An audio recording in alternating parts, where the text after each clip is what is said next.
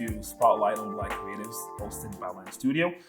Today, I am surrounded by some of Ottawa's finest creatives to talk about their craft, their successes, and their struggles, but also about how being Black and also the Black culture has affected or helped in their creative journey.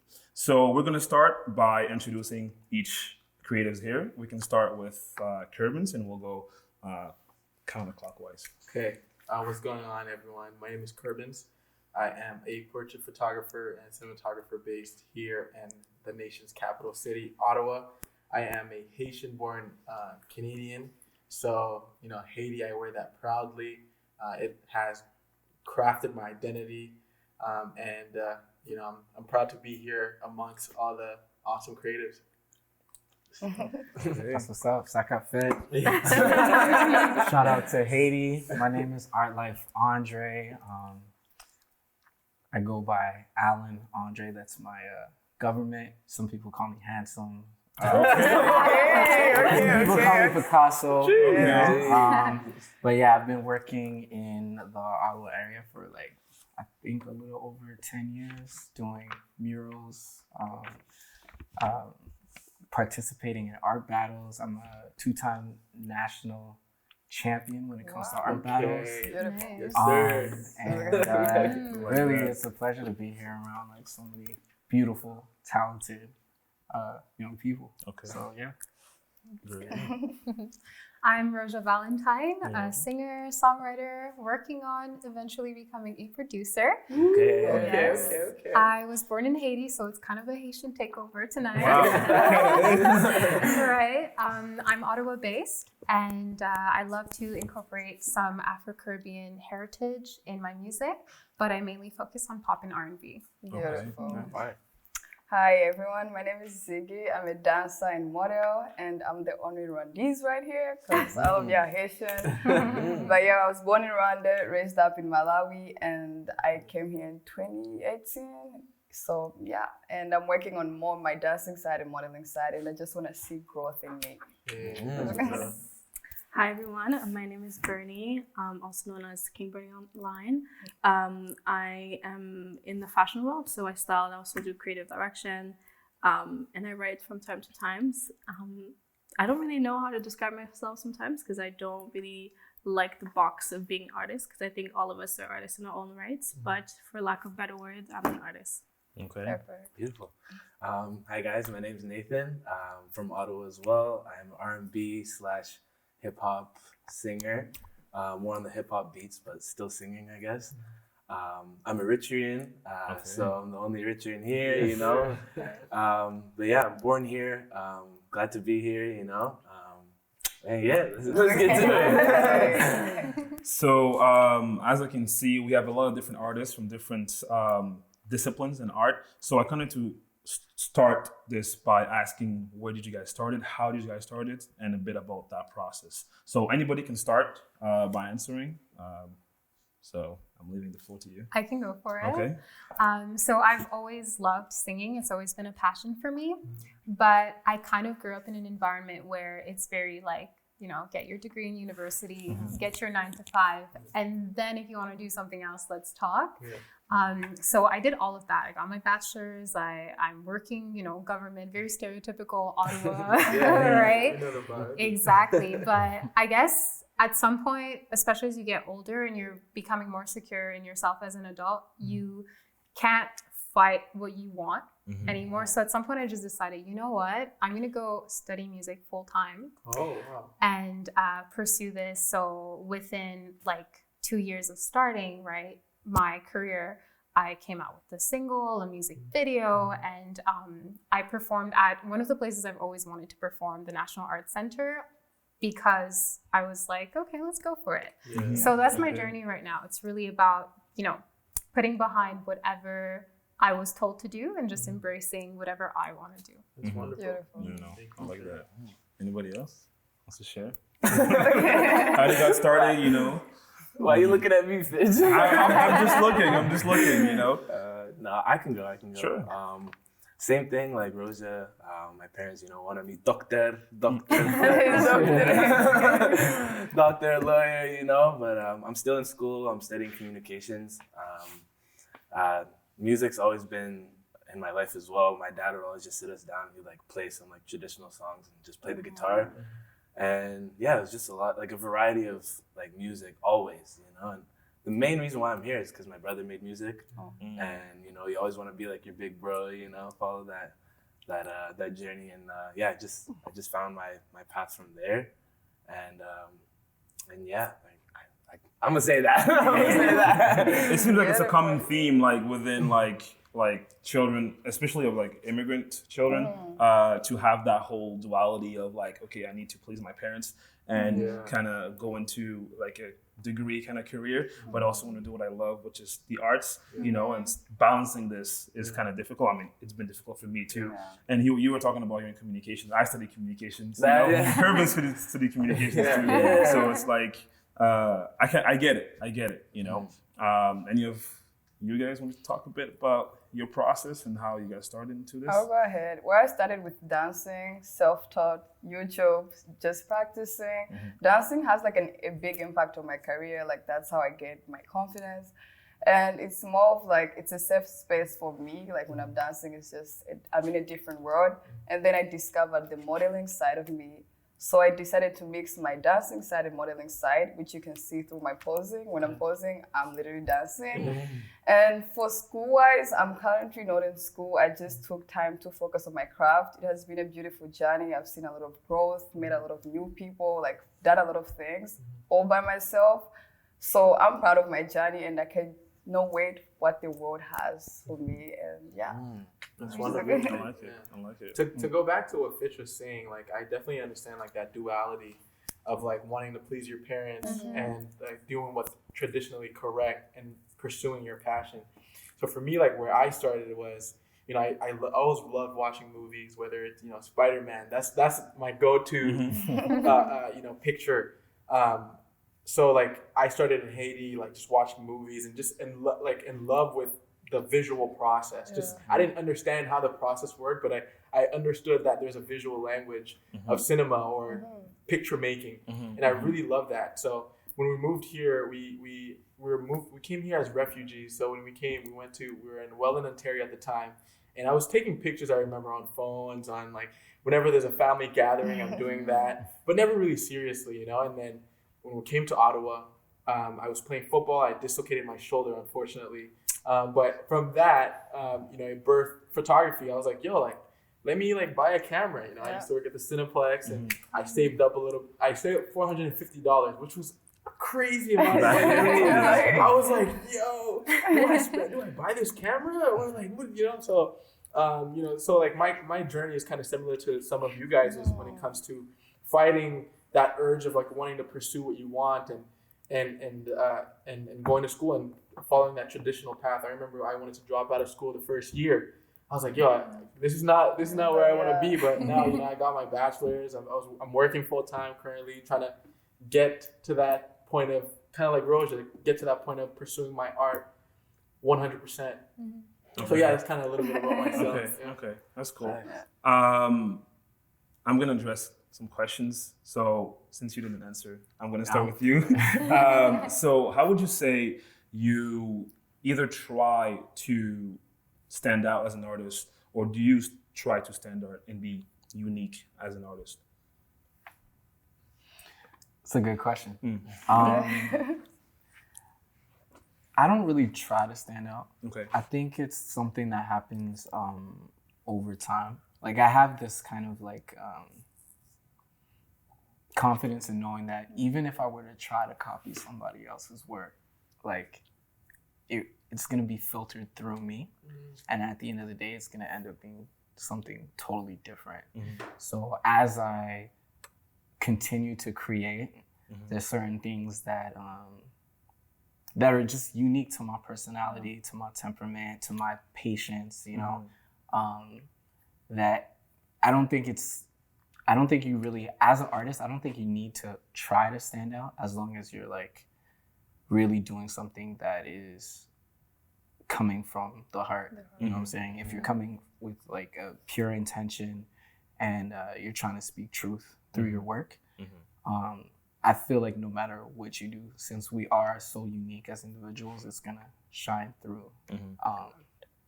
But yeah, as a young artist though, like, you know, I wanted to make my impact. Yeah. So you know, I do have a competitive nature, right? Like if I saw an artist at a certain point, like do some really dope work, like my initial like reaction would be like, yo, that's so dope. But at the same time, I'm just like, okay, I gotta step my game up. So I'd be back in the studio and I'd be working extra hard. Which is like, it opens up this topic of like, also like jealousy within art and competition. Like healthy competition. Yeah, it's healthy competition because I feel like it's like each person is raising the bar. And, you know, I feel like there's enough abundance out there for each one of us to have success.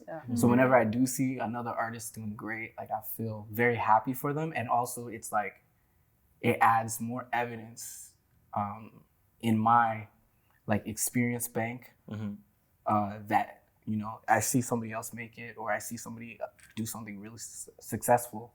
It adds to my experience bank. It's like, oh, okay, I can do it too. As opposed to certain people, they feel like, oh, that's taking away their permission, you know? That's So the scarcity mindset. Yeah, that's a scarcity mindset. So as an artist, like definitely wanted to always compete against myself to do the best work that I could possibly do. And I think that's the main thing. There's like this one quote, it's like, a flower doesn't look to the next flower next to it for permission to bloom. Like they just all bloom, you know? So yeah. I like that. Right? I like that. Bernie, what would you say are some of your successes, but also struggles that you've had as an artist, but specifically as a Black artist? I think like everyone mentioned, just like culturally, a lot of us, obviously our parents they don't really understand what it's like to be in the art scene. Before I got into art, I was a tennis player. Interesting. And it was so interesting to see like how my parents pushed me and supported me through like just being a tennis player versus when I decided to stop everything and go into arts. I'm such a person, I'm like all or nothing. So I guess my biggest success has been being able to like show that to my parents that it is possible, that it's not just, because when I started going into more the art scene, like my parents would be like, oh, it's just a phase, it's not gonna last. You know, I'd spend hours and hours designing clothes, I have like piles and piles of like notebooks of just different design stuff that I wrote. So for them, they were kind of like, oh, it's just a phase. You're going to go to school. You're going to do that, blah, blah, blah. You're a smart kid. You're going to be able to do that. But for me, it was just like, no, this is not a phase. Like, this is like my life. I generally do not see me do anything else, you know? And I think it was more evident when I was in high school and I was like, oh my God, I want to be out of this place. I want to drop out. And obviously, I think a lot of us kind of went through the whole, like, I don't want to go to school type thing. But like the way that I was like, I don't want to be here was a lot more intense than my friends. So I guess one of my biggest success is obviously showing to my parents that that's a possibility, and also showing to my community that's also a possibility, because there isn't a lot of people in the fashion industry who are Haitians to begin with. I'm now starting to learn about, you know, people who are in the industry who are Haitians, but it's like, it's not something that you see often. So I guess my success versus my struggle is kind of related together, with just having to show to my culture that it is possible to be in this scene and to be in this stage and to make a living out of it. And I'll say as well, one of my biggest success as a creative is probably be able to express my truth. Because I think when I started, like, I just wanted to prove myself. I just wanted to be in the room where people were at. But now, like, looking back, I'm more in a space where I want to create stuff that is true to myself. And I'm looking to just create stories, right? Because even though, I style people and sometimes I'm adding to their story through styling, sometimes it's me creating a whole story, and having people and picking the right people to be part of those stories to help me kind of elevate that. So I guess my success is more internal rather than something that can be shown to everyone else. Okay. Awesome. Yeah. That is awesome. I had a question that's open-ended for anybody. So how important would you guys say is representation in the art that you do, either you yourselves being there and existing in those spheres and representing who you are, your background, whether that is your culture or ethnicity? How important is that for you? I can go. Go ahead. I would say like one thing I've noticed, like specifically in the fashion industry, because in fashion and beauty, because those industries are very related, there's a lot of focus in putting models, in putting people that you see in the forefront of these stories, but there isn't a lot of focus in making sure that the representation is also behind the camera, right? I think there's something that's a little bit dishonest with having Black faces in front of the camera, but the people behind it are not Black, because at the end of the day, we're all telling stories, and I don't think the stories can be as authentic if the people who are telling the stories are not even part of those experiences. So for me, it's really important to, especially when I'm the one kind of running a project, that the people behind the camera are people who can also relate to those stories, and to make sure that I can have like more women behind the scenes, or more Black people, or people who are part of my own heritage, right? So I guess what I'm trying to say is that there needs to be a little bit more conversation around who's behind the scenes.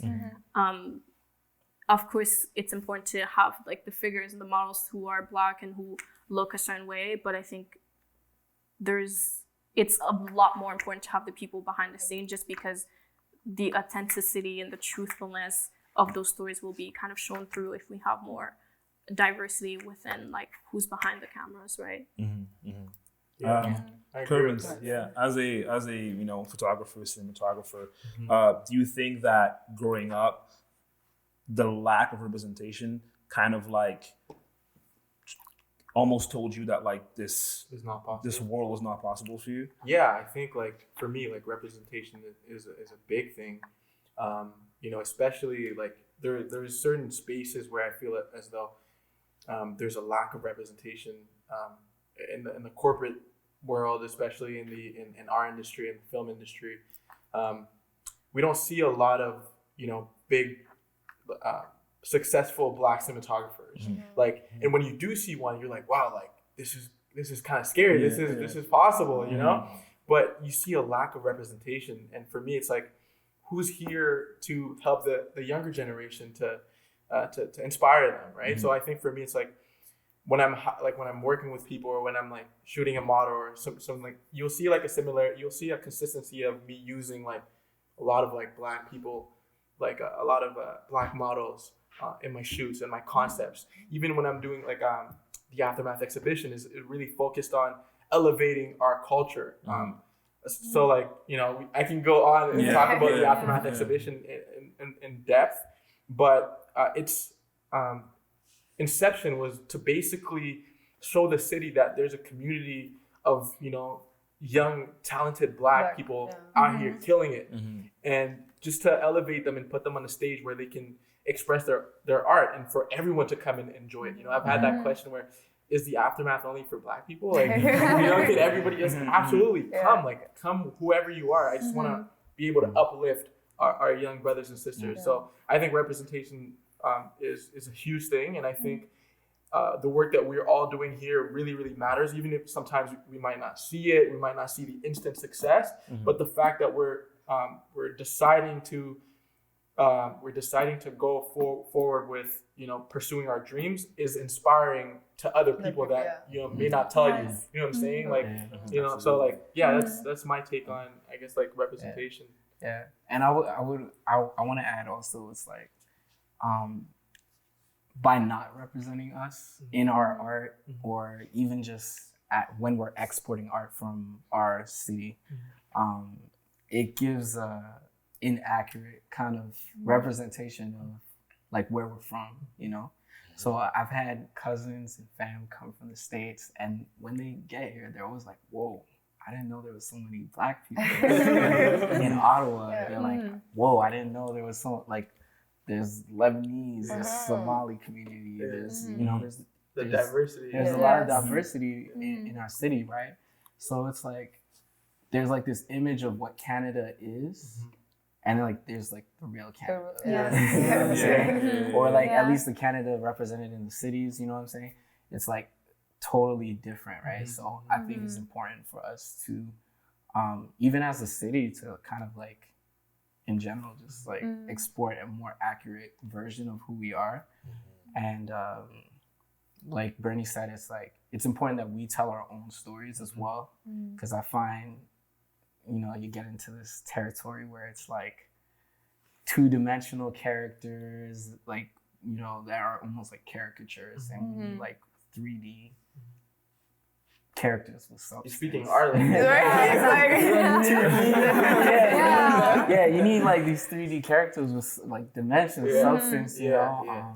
So yeah. I want to add to this conversation about representation, because I've been realizing more and more lately, it's not just about number of times that you're representing all sorts of people or specifically Black people. There's also the kind of representation that is being put out there as well. I've been paying a lot of attention to other female like artists or other women in the music industry, and I've been getting the message lately, at least, that in order to make it to a certain level of success, you might have to be a very hypersexualized woman who sings about certain topics that personally, like, I'm not comfortable putting out there. So for me, it's been a little bit limiting, feeling like, is this sexy enough? Should I be pushing the envelope more if I want to get more listeners? So obviously I'm just speaking from the framework of music, but I feel like that's probably something that also happens in film and art and fashion, where the kind of representation that's put out there might not be varied enough. No, I see what you're saying. It's like, you know, even for, sorry to cut you off, even like for like filmmakers, right? We have to stay within a narrative of like the way that we tell Black stories. It has to be about gangs. It has to be about like struggle, Black trauma. Trauma, right? Exactly. It's like, I definitely see your point. And I think it puts us in a box where it's like, man, we have to talk about these things the way that the system is set up to like for it to be talked about in order to make it, right? We have to be hypersexualized in order to make it in music. You know, we can't just, I don't know, we can't be just a country like singer regular, or whatever, regular Yeah. singer, or regular person feeling comfortable in your skin to, you know, so like, I definitely feel that. So sorry. the variety of representation. Yeah. You're talking about like the diversity of it, and instead of just playing like ghetto hoochie number 4, drug dealer number 5. You know, we need to have like, you know, the doctor, or the artist, or the photographer, which I think is like, I've noticed, like, because I do like a lot of live art, so I'm engaging with a lot of different people when I'm creating pieces, and like the feedback that I get is just like, oh wow, like I didn't know that you could do this. I was like, I didn't know that you could actually do this, and like, you know, and your art this is was an associated actual with your Blackness. this is like, an actual career option, you know, because you're not just an artist at that point, you're a Black artist. Exactly. Right? And if you're soaking in exclusively what the media is like pushing, it's just like your only option is like, yo, I gotta sell some drugs to you know, to put something on the light bill. But there's so many, like, you know, there's doctors, there's like there's a huge variety. So I think it's important for us as creatives to put ourselves out there, not only just to serve ourselves, but we kind of like, we're blazing a trail and we're setting an example and we're inspiring generations to come. Generations to come. Yeah. I was gonna add, like, as well, I feel like there's always that, like, you either have to be super hypersexualized, the stereotypical Blackness or whatever, or you have to be excellent. And honestly, I kind of love mediocre Black people. Like, I sound stupid, but I just want us to be able to create stuff, and not for it to not have to be like life-changing, extraordinary, and Oprah-like, and Beyonce. Like, not everyone's gonna be Beyonce or Oprah. Some of us are just gonna be okay or average, and that's totally okay. And I think, like, part of just my journey with representation and an artist and being a Black artist and being a Black woman in this world is realizing that, like, the most important thing that I can do is create stuff that's coming out of an authentic place. And sometimes that doesn't really look pretty and it's not perfect. And it's not something that everyone's going to relate to because I have such a unique experience, even to like you, right? Even though we're all Black. So I think part of representation is also allowing for art to be messy and to not be perfect, and for the picture to be crooked once in a while, because we're not going to get it perfect every time. And to focus more on just like consistency and creating, and to kind of go back to that childlike, because like that's kind of what I'm going back to right now. It's just like, as kids, we just create stuff, we just do things, right? We don't really think about how people are going to receive that. So I think it's really important for us to kind of go back into that like childlike, before all the rules. Before all the rules, and to not like feel like whatever project you come out in this has to be the best next thing, right? And it's okay for it to just be like something that's true to you right now, you know. Just to add on her thing, because I had a problem with that. It's like I put out things and people like don't like it, or I don't please them. So it's like, am I doing this for validation, or because I just want to do it? So I go to a point where I'm questioning myself. I'm like, what am I doing wrong? They don't like this, they don't like that. So I was like, at this point, I'll just put out what I want. If they love it, they don't. But it's like, I'm not going to please all my followers or all the people who love me. So I just started doing it because I love doing it. Then I saw a big difference. It's like, now people love me for what I'm doing. But at first, it's like, I'm doing this for validation. So if I don't get the validation, it's going to hurt me. So I was like, no, why do I create? What's my purpose? Like, why do I put this out there? Like, am I inspiring other people, or is it just for me? So I started doing me, but then in that process, I started inspiring people. Well, I was like, oh, you know. So just to, I don't know what you said, I was like, I do agree on that. That's a good point. Like, that's a really good point. like, I like that. I had a question for you, Nathan. So when it comes to Black culture, and being in an industry, obviously, that is built on Black culture, how would you say that Black culture has influenced your own art and creativity? It's huge. It's huge. It's I mean, everything I do, like, I have tattoos because of like 50 Cent. You know what I mean? Like, I just wanted to be him growing up. You know, I feel like in Ottawa, like, it's a bit different though. The like Black success, I don't know. I personally feel like it's not really portrayed that much, like on our media. Like, sorry, I forgot your question. I can't even. So it was about Black culture, right? So like, how has Black culture influenced you and your art? Yo, pass it. Let me think about it.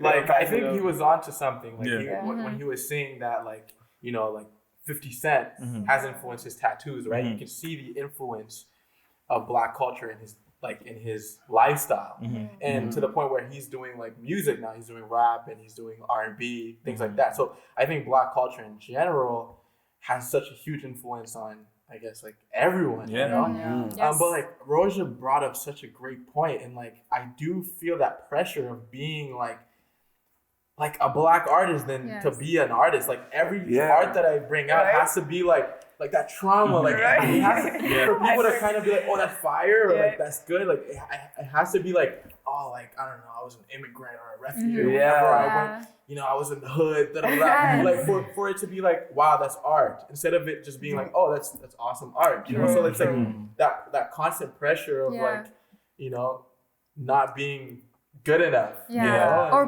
Black enough. That to me is a constant. I love that Ottawa allows me to explore different identities. I feel like it's not a place where people say, okay, you're Black, you absolutely must be this specific way. I think that things have been changing in that direction, but I still do from time to time think, okay, do I speak too proper? Do I dress a certain way, right? And I'm putting that in quotes because, like, real talk, this whole proper thing is such a racist, anyways. But I'm always questioning, like, okay, am I standing in a way that makes it look like I think I'm like above others, or right? There's this, you constantly feel like you need to define your Blackness, but that's according to others' definitions of it. And I realized, and I mean, if you've watched Fresh Prince of Bel-Air, obviously you know this, but that scene where Carlton is confronting Will about the fact that, you know, Will was saying, oh, you're not Black, blah, blah, but he's like, I just am Black, Right. right? That's it. Yeah. Doesn't That's matter awesome. what I do. Yeah. So the more that I've been embracing that, I've been more comfortable with being myself and being like, okay, sure, I'm not stereotypical in this aspect or that aspect, but like I'm still Black. Yeah. I was actually thinking about that a couple of days ago. Like, I feel like a lot of times it's almost evident when people create art to kind of explore Black people's humanity, if that makes sense.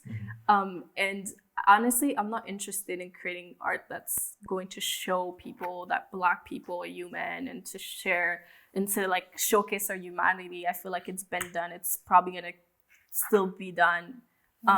I just am interested in creating stories that are true. Like that's just all I want. Because like at the end of the day, like I talk to different Black people every freaking day. Sorry for cursing. And it's like we're all so different. And I feel like I just feel like when we're trying to show our humanity through our arts, I feel like it's kind of, it's not fair to us, but it's also like, who is this for?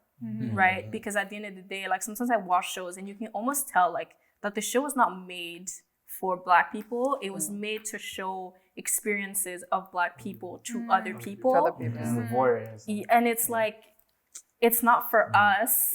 You don't recognize yourself in those stories. You don't recognize your friends, your mother, whatever, like the people that are in your community. But it's making non-Black people feel better about themselves because they feel like they relate to this Black experience. And I just don't feel like it's fair for us to use something so powerful. Like art is such a powerful thing. It's a healing thing. It's a spiritual thing for us to just be exploited in that way. Like that feels so like icky to me. Like it's just like, oh. I had a piece back in the day. It was called The Colors We Think In. And it was a painting that was in black and white. And it was kind of like I was exploring that idea of like, you're looking at yourself through other people's eyes and you're critiquing yourself. Like, you're thinking like, oh, are they acting this way because I'm Black? Should I stand like, am I being too threatening right now? Am I being too this, too that? Okay, like let me make this person comfortable. Are they, I'm walking through the store a certain way because maybe they think I'm like, trying to steal something, and so it's called The Colors We Think In because a lot of times we're forced to think in black and white, and like it kind of robs us of a whole human experience. You know what I'm saying? Like, being able to just experience life, just being a without, person, right? Exactly. So it's like just to build off of like what Bernie was saying. You look at this table, like there's so much diversity. For men's is what's your background? I'm Eritrean. She's Haitian. Rwandese. You know what I'm saying? And bitch, I don't know where he's from. But like, there's so much diversity even like within like Black culture, and like like we're always have like being a Black man, like you always have the weight of like every other Black person on your shoulders. Like so you as a person is acting for like every other Black person because we're all grouped into like one. It's like oh, they're Black. It's like they don't care to know about our background, our culture, our interests. People don't, you know what I'm saying? So it's like, it's kind of unfair, like that we have to go through life experiencing that, all that pressure, I'd like to add on to that. My cousin Alador Berkatab, she just dropped an article on CBC talking about that pressure of just always trying to exceed the expectations and like not like, it's like and her explanation was like, it's okay to be average if you want to live an average lifestyle. Yeah, mediocre Black people. Exactly. And like there's just this constant motivation of trying to exceed and like maintain Black excellence. And she made a point where I feel like most of us can agree that Black excellence kind of seems like a destination where you're a celebrity or you reach the goal that you want to, like the dream that you want to achieve. But her explanation was it's a daily mindset, and like the day like you flick that switch of like, like letting go of those fears and all that stuff. Like that's truly Black excellence in its core. Like, and like you said, like, what did you say? You were talking about Let me get. You're talking about pleasing others. Yeah, you know? like the validation. The validation of others, you know. But truly, when you're just inspiring others and doing what you love and speaking your truth, that's Black excellence. Yeah. I was talking to one of my friends like when the whole Black Lives Matter thing happened, and we were talking. We just had a phone call because we were trying to organize something, and we were talking about activism. And obviously, I feel like as artists, like we feel kind of like we need to kind of put our touch in to be somewhat of activists. And she told me, she's like, you know what, like we're our ancestors' biggest dreams, you know, and being happy and just living and just being human is not only is it okay, but it's also part of activism, because this world is always trying to dim our light in that sense, where it's like we can't just be happy. Like if I feel like sometimes I feel guilty for being happy sometimes, because I'm like, I should be working more, I should be doing this more. Like I'm always in the I have to do and be more all the time, but like just being happy, just creating, just doing like things as a person is literally our ancestors' biggest dream. And I think about that all the time, being a Haitian woman, because I'm like, first of all, my parents have come here, immigrated here, for me to feel like I can't just do things, right? Like that's why they came here, is for me to feel comfortable to do things, because they had to go to school with like bullets running around. Do you know what I mean? So for me, I get to just be into to do all these things, but also before them, like we have our freedom fighters who fought for our freedom, and to make sure that I can sit here and have conversations with beautiful Black people, and for that to just be okay, and for me to just decide to go get coffee, and that like to just do like everyday normal shit. So I guess like that goes back to your point, like that is 100%. Black excellence. What would you guys say was or is one of your proudest or most proud accomplishments personally? Why you Because I would say like my proudest accomplishment is a project that I did with her. I hope you feel the same. Yeah, I do. Let's talk about it. It was fire. It's like,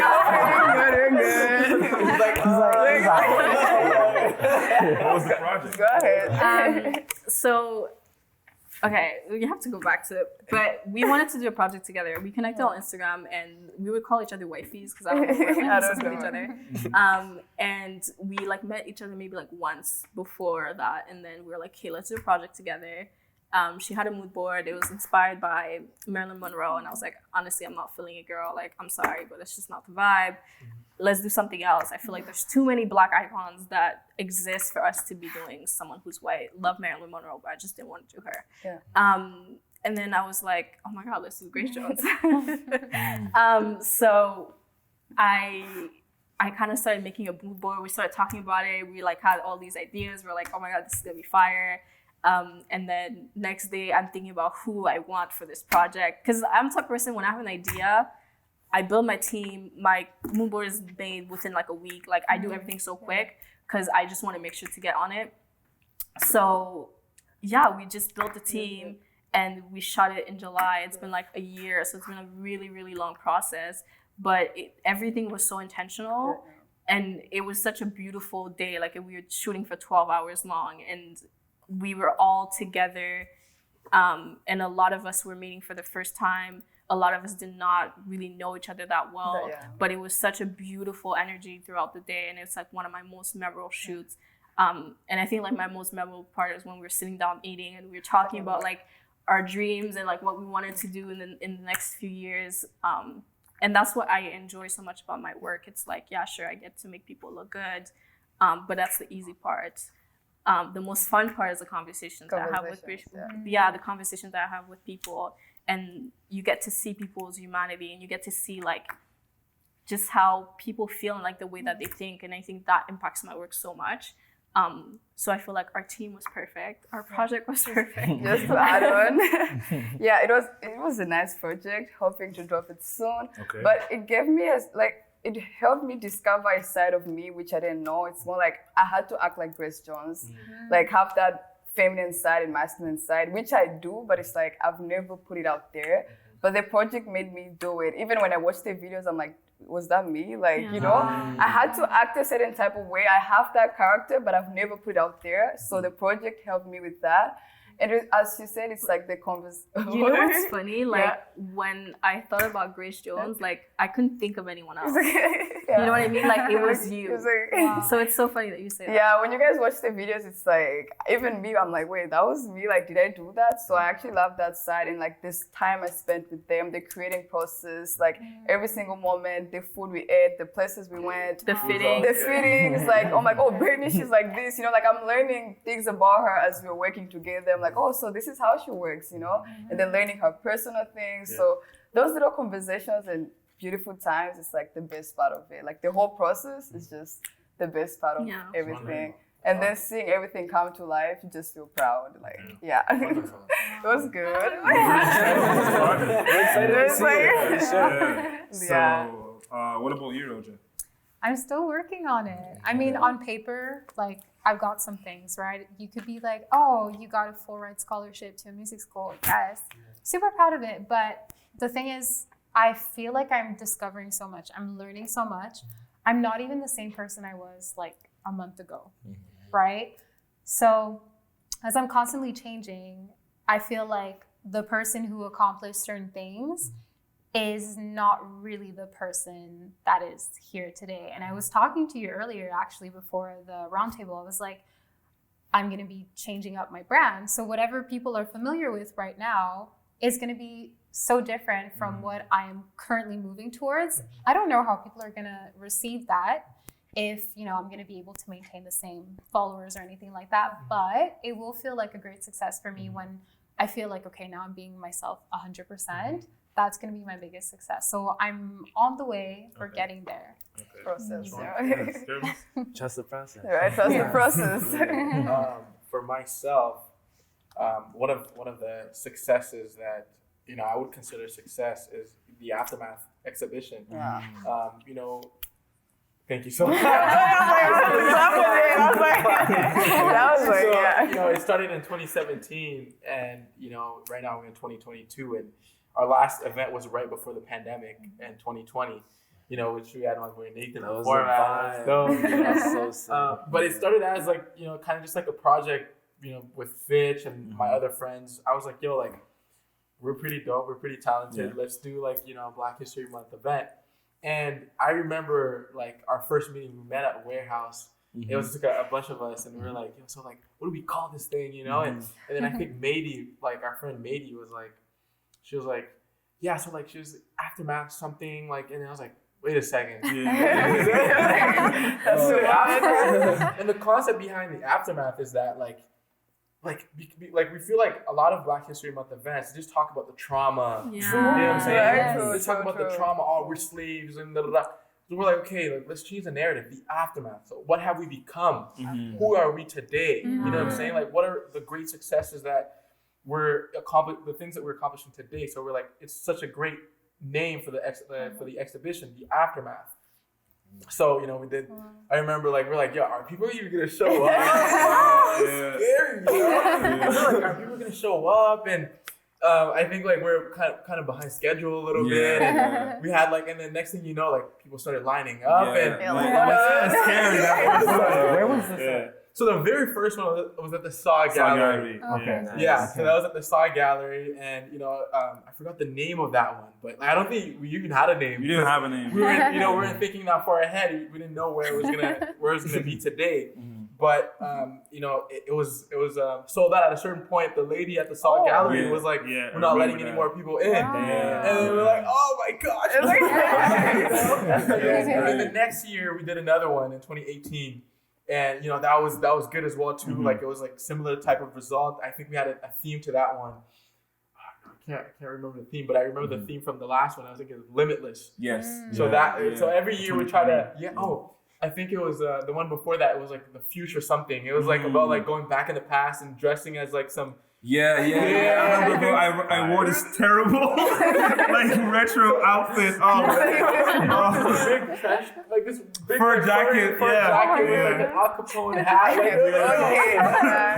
But like, the one that we had in 2020 was our biggest one thus far, and we had like almost like 400 people pull that's up. dope. That was The church, right? Yeah. I did go to that. Yes, sir. That was the aftermath. And Yeah. like that year was like, That was yo, dope, like let's be organized. Let's reach out to some new people that the city has never heard. And we had the passes, you know, we had some volunteers.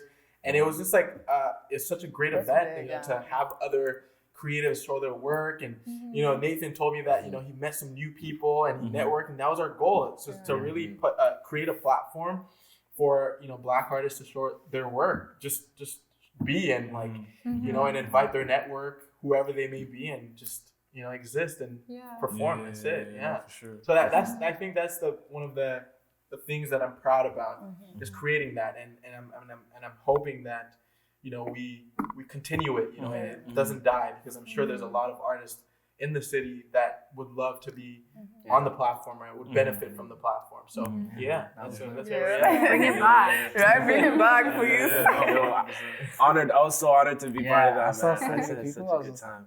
Yeah, I saw you on Instagram. I was like, yo, I didn't know what's Ottawa had happening? this many Black people. I was the same. I had the I was same like, reaction. yo, like, Yo, we just saw people There's coming so in the many door. We're like, Yeah, it was what the crazy. heck is going on? Like, Yes. what is this? And people just loved it. And like, you know, it's such great feedbacks. I remember like we got emails saying like, this like really changed my life. I was like, what the heck? I was sending Fitch screenshots. I'm like, bro, we did this? I remember I DM'd you after. I did not know you before, but I was like, oh, I love this so much. I honestly don't remember word for word, but I just remember the feeling of, okay, there's so much that can be done. Appreciate it. Yeah, this is just Black collectives is coming together and creating something. So I actually discovered a lot of my favorite artists at that show. All of my faves are from the aftermath. Okay, so that's boosting. He's like, that's not good about it. It's coming. Yeah, we're not gonna stop. So that's What it. about you, Nathan? I honestly just came recently. I was awarded the Artist of the Year for Faces Magazine. No, I was super honored, and I was the most excited when I got nominated. I was like, what the heck? I saw the email, I'm like, spam. No, I was just so happy to receive that sort of recognition. It means some people are feeling it, you know, and that's exactly it. Like, I just want to be true in what I'm doing, and if the people are happy with what I'm doing, then I'm happy. You know? I can't complain. And then and then when I got awarded, I'm like, whoa, this is sick, you know? It was mainly, my parents were so happy. They were more happy than me. With the success. They were so happy. I'm getting like WhatsApp messages from all my family. I'm like, yo, I'm so happy for you. Yeah, so I was like, dude, this is dope to like show for, you know, like especially since not done school, I'm kind of taking it slow. I'm like, they're not really happy about that, but they saw that and they're like, okay, it's going somewhere. That's awesome. My dad shook my hand. So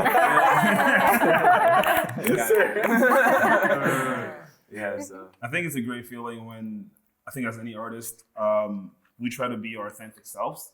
And when being our authentic selves is recognized by other people, you know, I think it's a great feeling. But because you don't want to be somebody else that you're not, just to please people, like we're talking about. But when you're being yourself and people are, you know, recognizing that, you know, and you're getting an award for it or whatnot, I think it's a great feeling. So let's move on to you now, Andre. There's a lot. Oh.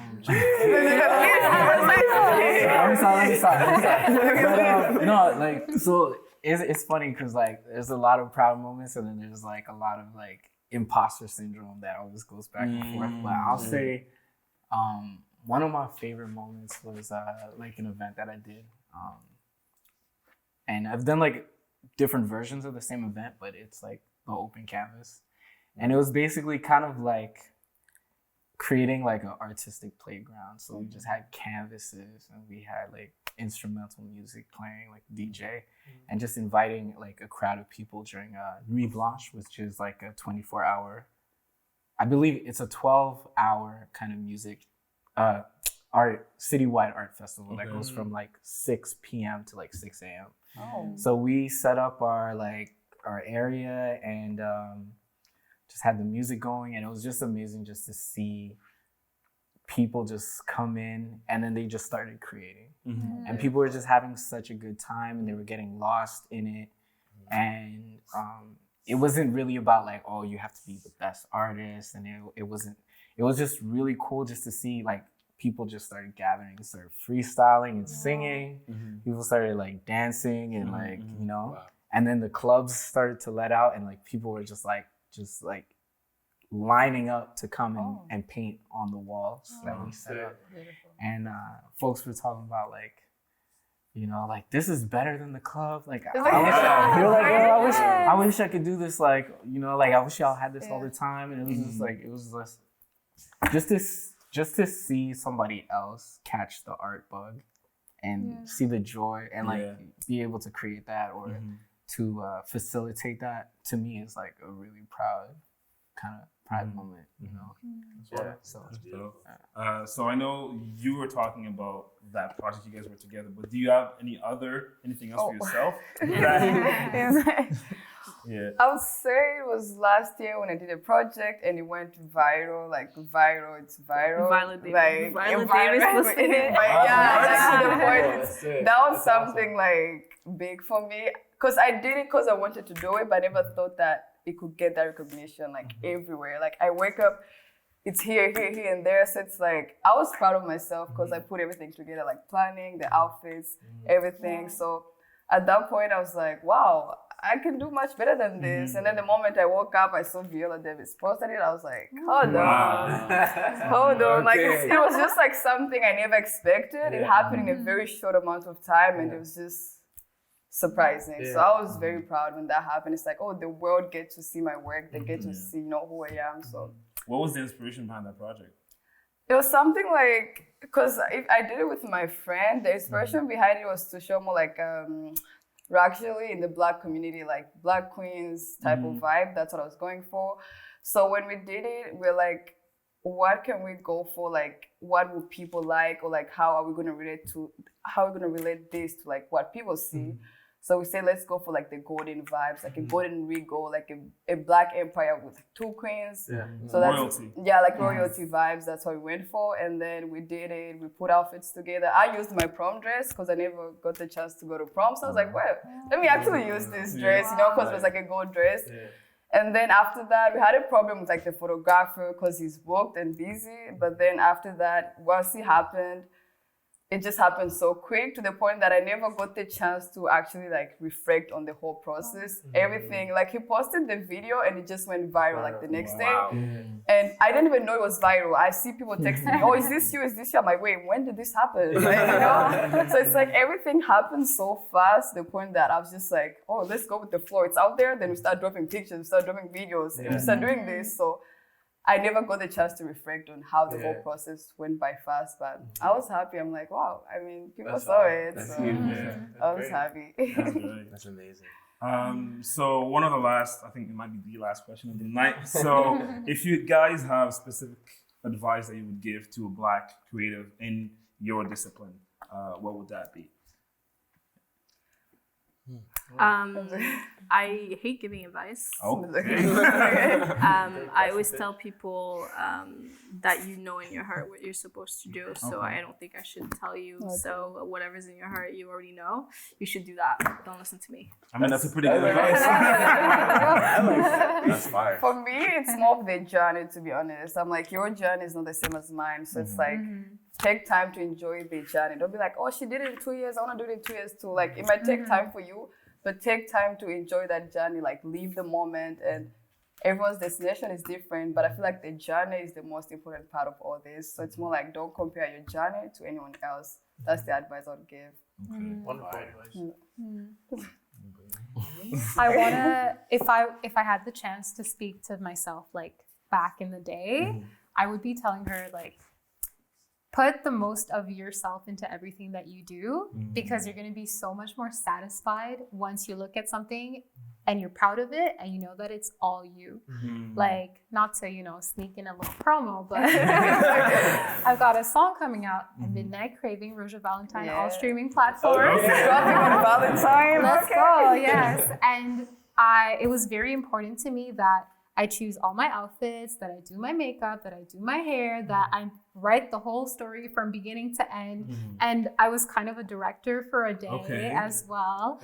And I looked at the video. We got back the copy yesterday. Like we're in the final stages. And the way I felt knowing, hey, that looked good and that was my decision. That sounded good. That was my decision. It just feels so much better than when I went with what's going to make people happy. Are they going to like this or that? It's such a different feeling. So if I could talk to myself before, I'd let her know, get on with it. You want to say something, speak up, and you're going to like the decisions that you make. Wonderful. Beautiful. I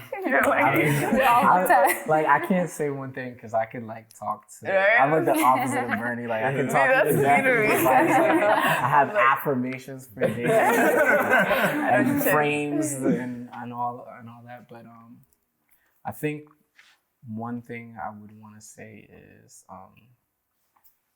I just lost my train of thought. I think it would be. Yeah, actually, I'm when it comes back. Okay, all right. I was ready for that. But I would say for me, two things. I would say consistency and endurance. And the reason why I say endurance is because sometimes it gets hard, to really stick to one thing and. Sometimes you're not getting the results that you want, or not enough likes or whatever. that really doesn't matter. But sometimes you're not getting to the authentic goals that you have set, or it might be taking a long time for you to get there. You have to have that endurance and that consistency to show up every day to keep pursuing that. So that's one advice that I would give or two advice. So I would give to people. So it just came back to me. Okay. Exactly. So it's not about always about the results. It's about who you become. So when you're setting your goals, it's not about okay, I need to create this masterpiece, or it's about who do I want to that person that created that masterpiece, what habits do they have? How have they grown? You know what I'm saying? And think about, okay, how can I become, reverse engineer? How can I become that person? And one thing I would want to say is failure is always a lesson. Failure, negative feedback is always good. To me, I reframe it as always good because this is new information that I can use to improve. A lot of times people get that negative feedback and they use that to beat themselves down. But it's just okay, now I have something to concentrate, something new to learn. And when you start thinking like that, you start making incremental changes every day, and you start to become that person that you never thought you could be. So. Yeah, that's my advice for it. I'm taking them, man. Right, I'm writing it down. Mine's similar to Andre's. Is more or less just be yourself. Based off the subjects that we touched on today, it's okay if you don't feel black enough, or if you I don't know, a lot of people my age try to act hood when they're not. It'll get you some trouble. Don't do that. No. just be yourself, in whatever it is. I when I first started making music, I always tried to sound like, T-Pain, Tory Lanez. These guys, I was always just let me beat them, I want to be those guys. And and it came with a lot, and at the end of the day, that wasn't me, So just be yourself, be true to who you are. And Okay. I like it. Live into your own purpose. Exactly. Yeah. So I'm gonna leave the table for you guys if you guys wanna plug yourself, give a little shout out, the links, So that's the time to do that. We can go counterclockwise. Okay, I'm gonna drop all the links. You can follow me on everything at The Real Kerbens. My name is Kerbens, Kerbens, and just write The Real. And you can follow my business, One True Studio, that does commercial production. And you can follow our, what's that? Is it subsidiary or whatever? Our other business, One True Weddings, that focuses on elegant and timeless wedding photography. Wow. And film. Yeah, I didn't have any links. Say it, he's like, And follow the Aftermath exhibition because, as you heard from this talk, more is on the way. Exactly. So it's Art Life Andre. Website, alanandre.com. Just follow me to get updates on what I'm up to, what I'm doing. And yeah. Yes, sir. You can find me many places. Ooh. Roja Valentine, that is Roja Valentine. Get the J. You can find me on Instagram at Roja Valentine, Facebook at Roja Valentine Official. Okay. I have a website as well, rojavalentine.com. Make sure that you follow, stay up to date with what I have coming up. I have quite a few things in the works, so you don't want to miss it. Well, you can find me on Instagram, TikTok, Ziggy, Zeeggy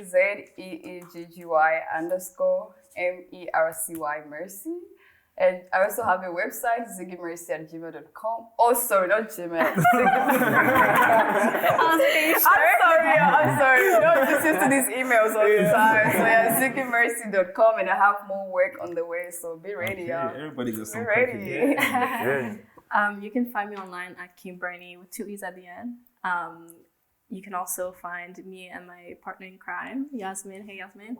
At the Fashion Football Podcast. It's dropping literally in a few weeks. So we just talk about fashion and what it's like to be a fashion creative. And then the last thing I'll plug is We Are Complex Kids. I won't say much. Just remember the name. Okay. Noted. Noted. And we're waiting for May as well. That project. Just be ready, y'all. Better step on the next. Have to. But yeah, you guys can follow me on all social platforms, TikTok, Instagram. It's Nathan Solo without the A's, so NTHN Solo. Okay. I'm gonna up my TikTok game. We're gonna get there. It's a process. It is. And I heard you guys had some websites. I want a website. Oh, yeah. I forgot to plug in my website, curtiswassit.com. Yeah, I have a website too. Yeah, you gotta get a website. I need a website. Very important to have that portfolio online. Right? Yeah, it's professional. Yeah, exactly. And if TikTok ever goes down, your website's there. Right? You have your homework. So this concludes our conversation and our spotlight on Black creatives. Thank you very much, everybody, for coming. I want to thank Lenz Studio for hosting us, and hopefully that everybody listening to this has learned something or gotten something from it. And until next time. All right, thanks. Ciao.